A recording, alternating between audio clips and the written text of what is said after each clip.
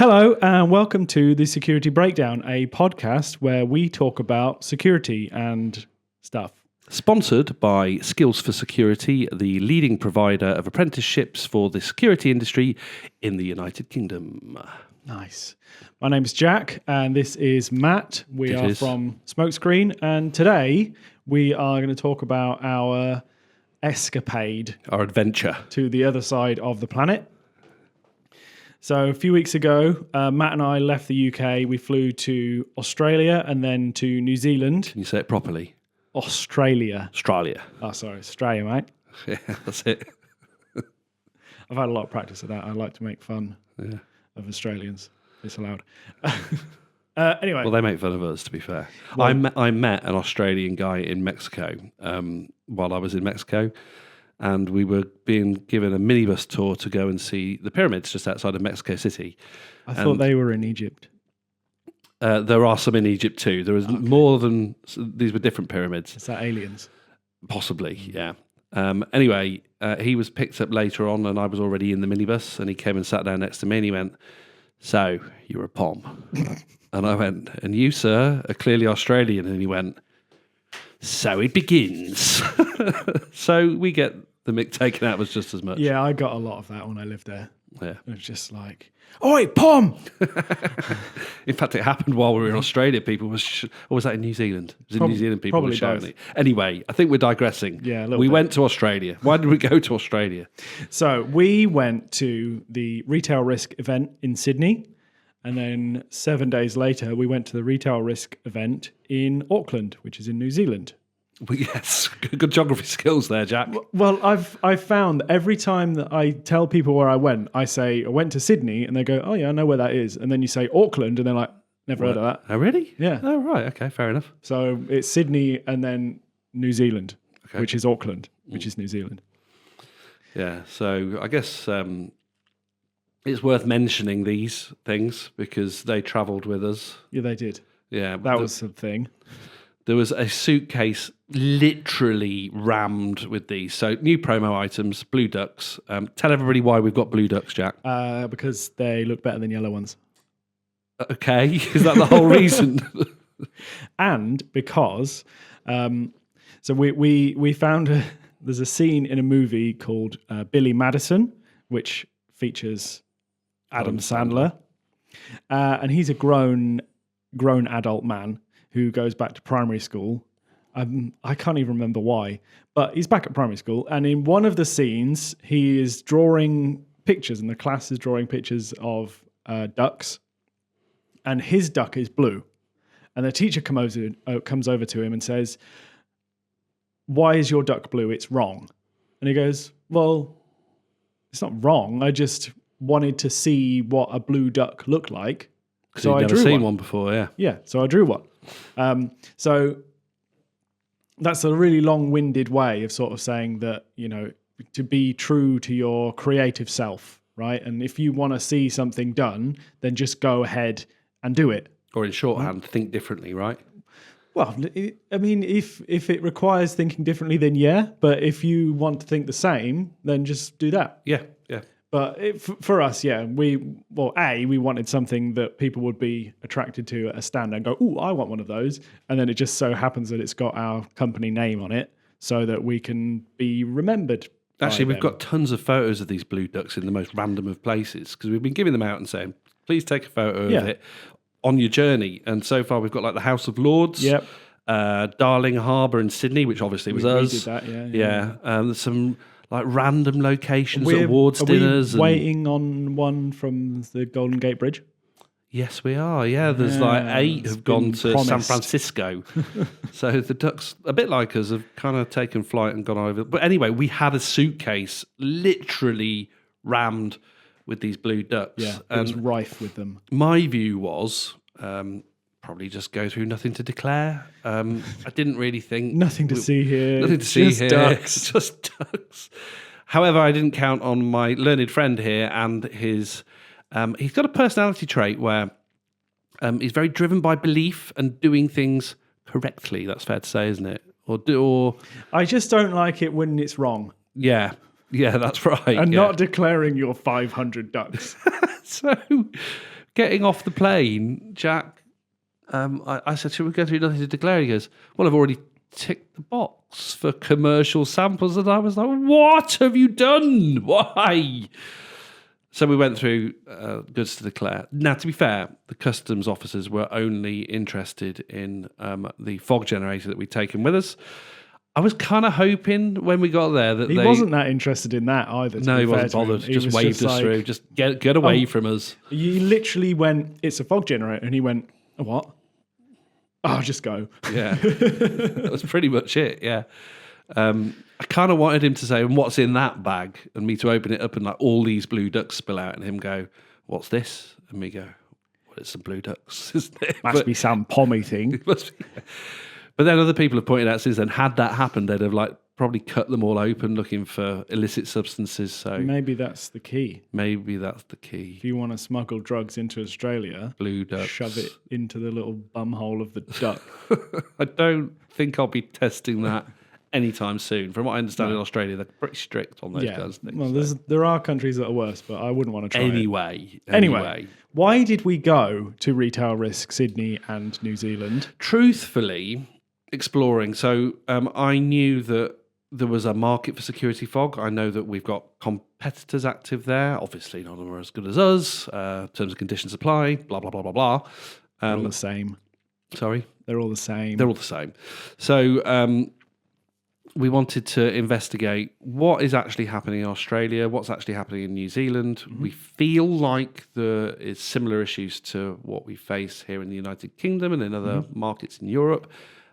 But we didn't actually know. And well, actually, I knew. Because you lived there for a year. Well, no, because I Googled it. Oh. I did the world's... Are you telling me that we didn't need to go all the way around the world just to find this out? We could have just Googled it. I did the world's smallest amount of research for a very important and expensive work trip, where I Googled what's retail crime like in Australia. And they have, you know, the British Retail Crime... I do. Commission report thing that they do every year, Consortium, right? I think. That's the one. Yeah. There's a equivalent in Australia, and their figures, the numbers, basically the same as ours. Really? Like the amount that crime per is capita, or is it like percentages? Or percentages. Gotcha. Yeah. So the amount that it's increasing year on year is pretty much analogous to ours. Really? So however much retail crime is increasing here, which is loads, it's also doing the same in Australia. Yeah, you looked up a figure for here, didn't you? Because, we'll come on to that in a little bit, actually, because it might steal some of the thunder of some of the other things we've got to say. We can circle back around to that. We can loop back round. We can put a pin in it. We can run it up a flagpole. Not yet. No, okay, fine. So, what was obvious from your research, because you did tell me, and also from talking to people in market, the kinds of crimes that are conducted there in a retail perspective, very, very similar. So seeing lots and lots of increases in counter jumps during the day, which I'm going to be honest, as a type of crime that's taken me by surprise. And I'm sure retailers that might be watching this are like, well, you're daft because we've seen it come in from a mile away. But the sheer volume that we see on videos on like social media or whatever is something that's really taken me by surprise. Although that is very biased towards the negative. They're not going to show you all of the rest of the time when nobody's jumping over the counter. That would be boring. No, that's true. But then when we do talk to people like at the Fight Back event, and they've all got stories to tell. Oh yeah, you know, someone was attacked or someone leapt over a counter. They did it in broad daylight. They didn't care. I went to a corner shop in Sheffield, and it was like Fort Knox. Really? They had you go in the door, and then there was an airlock door, which I'm pretty sure for a corner shop. I mean, high end jewelers you'd expect to find that kind so of. Like you go in the front door into like the lobby, and then there's a sliding door, and I'm pretty sure it was on a fob because like you get to the door and you think it's automatic, and then it doesn't open. For a second, whether it's just on a delay.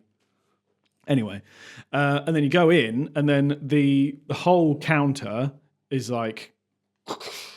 Really? Yeah, seriously. Like behind the screen sort of thing. Yeah. All locked in and everything. So I don't. It's but that was in Sheffield, which I think has got quite a bad reputation for But we crime. did learn about a scheme that had been run in New Zealand by the New Zealand police, which was really interesting for a couple of reasons.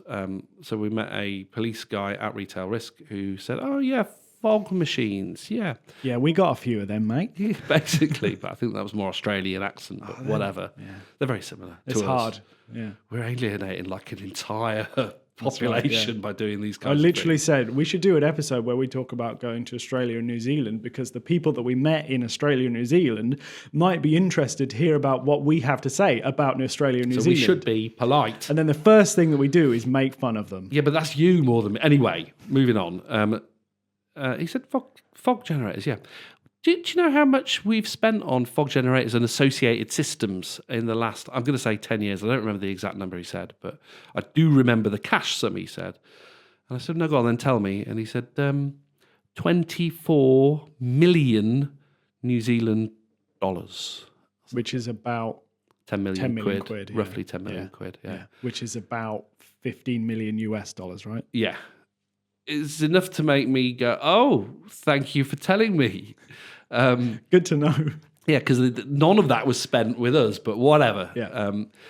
But it was a really interesting method of funding this project because there were two projects that ran actually. One that was funded directly by the police, I think, and one that was a government pot of money that had been provided by the previous government, but had now dried up because there was a new government in place. Yes.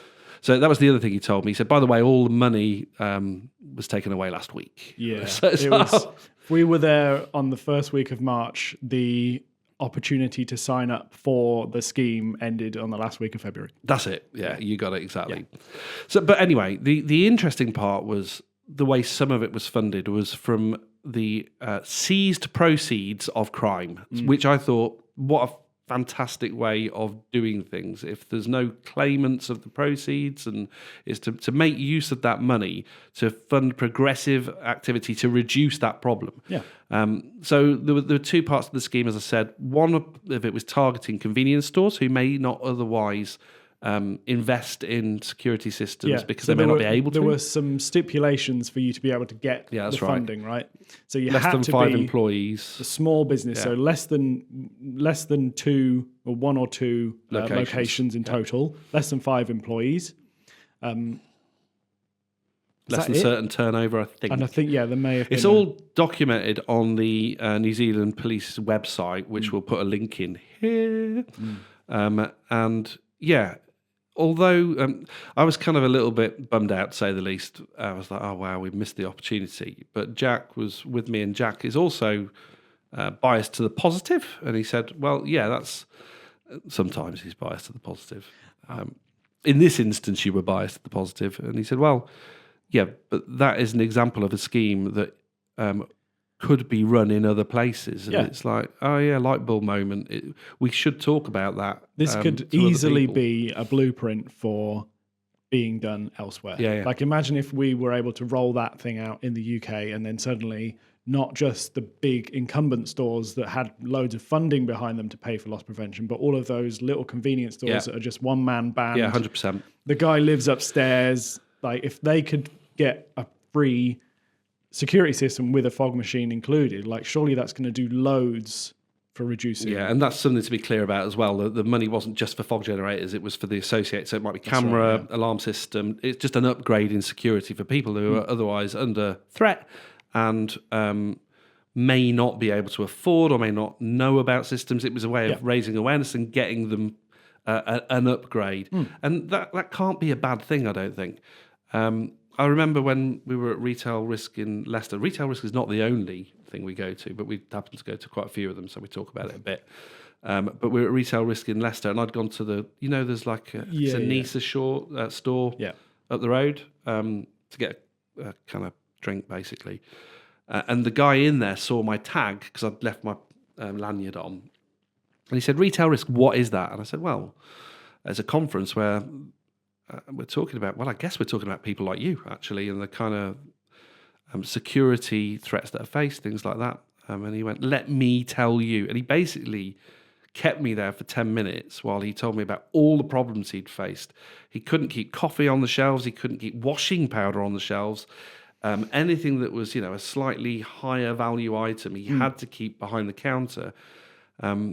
He told me about all the times he'd tried to defend himself when he'd been attacked. He'd got the message, whether this was right or wrong, that he could get in trouble for defending himself and could end up in prison for defending himself. It was pretty shocking. So that fund anyway is to target people like him to try and help him. Although I don't know whether NISA would count because they're I don't know either. Or are they franchised? Exactly. I don't know. But stores of that ilk is what I mean. Yeah. Whether it's the exact criteria or not, I don't know. But it was really, really interesting. So I think that was some of the stuff that we learned while we were going around Australia and New Zealand. Number one, the problems are the same. Number two, there are different ways of approaching them that we may not have considered. Yeah. Number three, there's a market there that... Absolutely. I think another thing that I noted was that although that pot of money had dried up, right, that we weren't ever going to get government grant money to pay for customers, that only applied to small businesses.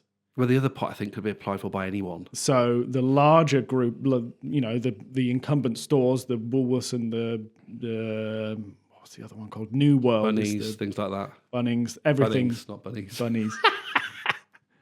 All of those haven't had access to that kind of free money to pay for fog. But they all know what it is. Yeah. They've all seen it because they go into the corner shop and there's right there. They're everywhere. So they're well aware of the benefits of it, which means that they're already sort of sold on the idea. The police are already sold on the idea. So to me, it seems like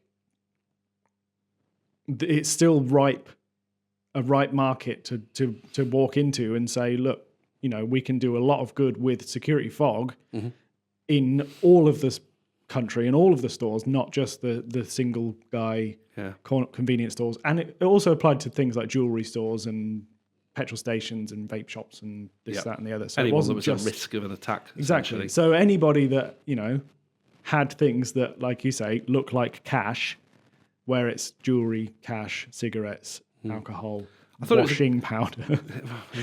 I mean, I remember years ago talking to the head of security for one of the major global supermarket retail chains. It was an American organisation. I won't name them, but he was talking about their operations in Central America, in Nicaragua and Costa Rica and Nicaragua, yeah, that is the way you say it. Sure.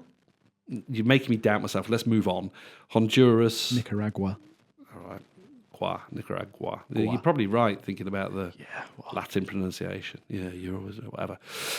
He was telling me about those places, and he said that the kind of theft that was suffered, and it was organised crime that was targeting the stores, was for commodities like coffee, shampoo, baby formula, nappies, because the local population couldn't afford them. So there was a black market for it. It makes sense. If you make the things that people need to live out of reach and inordinately expensive, whether that's because they're the price that we would expect to pay, or whether the wages for these people are so low that they can't afford them, or it's vice versa, and that they're taxed to oblivion. They've got their tariffs on. But naming no names. It's the same problem, right? Yeah. But I thought it was a great example of Blue Duck thinking, the whole scheme that was developed. And we started talking about, well, what's done here? And you felt that not a lot was done here in the UK. Yeah, I mean, it feels like there's nothing that's been so proactive as to actually physically spend money on security systems.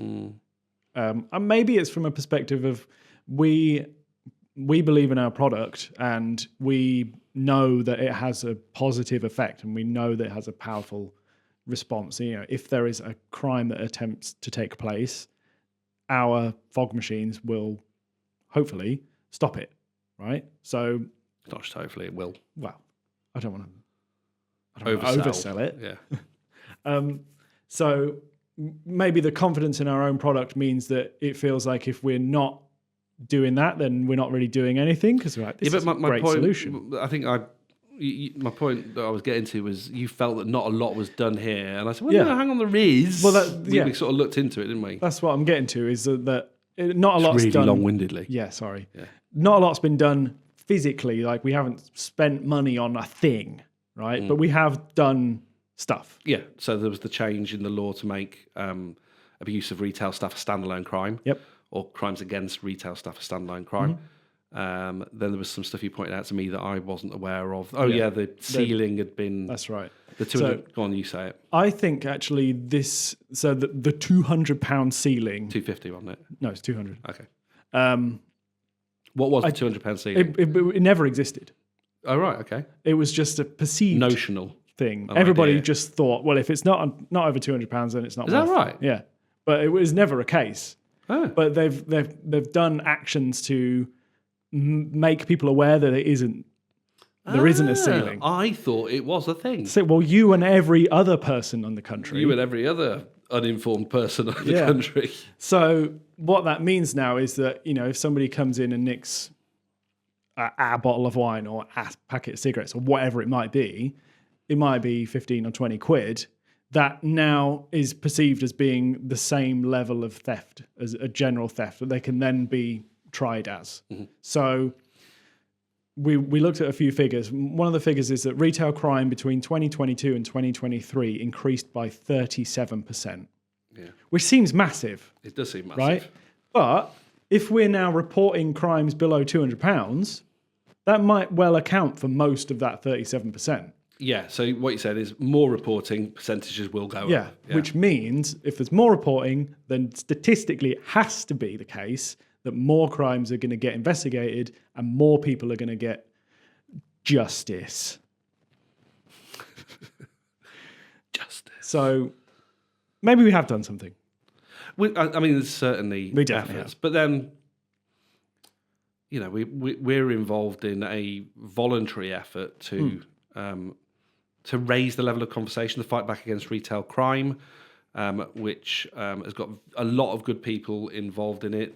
The police, the business improvement districts, typically it's about that local engagement and trying to keep conversation alive and between the various stakeholders. The idea for fight back against retail crime is that we're talking directly to the people who are most affected by it. Yeah. So we're not interested so much in talking to loss prevention managers and people with budgets, so much as we're interested in talking to the people who are on the front line and are actually suffering and may just need a little bit of almost confidence to be able to report the crimes. And if they do have a bit of spending power, to maybe understand a bit more about the market in the security products, that they can spend money on what they feel is going to help. Yeah. Well, I think it does a few things as well, doesn't it? Because it gives a face to people within the emergency responders. Absolutely, being able to speak to the police and know who you need to speak to do something. Yeah.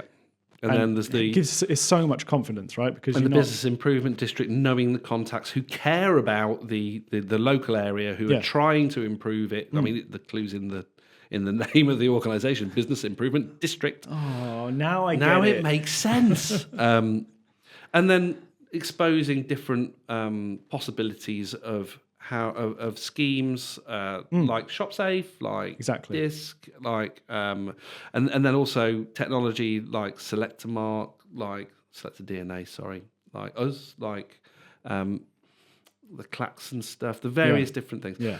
And I think it's a really positive initiative, and certainly they've been well attended and well engaged, and they've felt positive as well. People have wanted to do this. Well, it must be good. Yeah. Because it won an award. It won an award. Woo! What was the award? Community Heroes. So it was for organisations that go above and beyond to improve things in their local communities. Yes. And we're doing a number of local communities. We've done it. We're trying to do every local community. Every local community. We're quite busy. So far, it's been Reading, High Wycombe, Nottingham, which is the first in the Midlands. Yep. And there are others on the cards. We've got 2 planned in Glasgow. 2 in Glasgow? Yeah. So good it needs to be done twice. That's right. One in the centre of Glasgow and then one not in the centre of Glasgow. All right. Outside. Good idea. So we've got Finger on the pulse to me again. Know what's going on. Areas involved. I think one of them doesn't have a bid yet. Right. So it's sort of being pushed by the police a bit more. Okay. But they're ready to go. Hopefully that'll be soon, maybe next month. But we haven't got a date yet, so we'll see. And then we're looking at one or several Are interested, but Suffolk, Oxford, so there's been London. some learnings for us on that journey, hasn't there? Because we went and investigated with Lincoln bid, and during the conversation, it was like, "Do you actually have much retail crime here?" They're like, "Nah, not so much." I'm going to spend more time in Lincoln. It sounds safe. Yeah. Anyway, we need to wrap up. Okay. Yeah. Well, I think we talked about a fair bit there. I think so. So we talked about visiting Australia and New Zealand. They've got the same problems that we've got, but they've got different solutions, which I think are great. I really hope that we can find a way of bringing what they're doing there elsewhere. We've had a couple of conversations, maybe not in the UK, and there are some but ideas. there are places in the world, right? And then we've, gone on to talk a bit more about retail crime and some of the things we can do about it. And the ducks. If you want a duck, ask us, and we'll send you a duck. And you just need to send us a picture back of it in Somewhere some great good. place. Yeah, somewhere great. Yeah. All good. All good. It doesn't have to be great. Yeah. If it's in your bedroom. Fine, all right. Wow. Yeah. If you can't get out, I don't care. Anyway, thank you for listening. We will see you again next time. Bye.